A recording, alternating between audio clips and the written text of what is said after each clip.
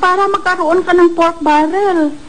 Pagkatapos, ang pork barrel mo, hindi talaga mo pinamimigay yan. Kukunti lang yan daw sa little crumbs that you give to the masses. Titago mo para bibiliin mo mga boto. Para mas malaki ang pork barrel mo. Kung congressman ka o di maging senador ka, mas malaki pork barrel mo.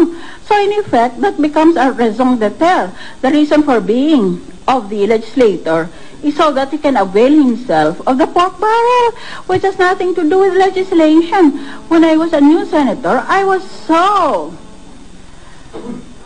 aggravated or irritated by this pork barrel system because every once in a while, Senate would write me and say, list your favorite pork barrel system. So I always said, anong criteria ko?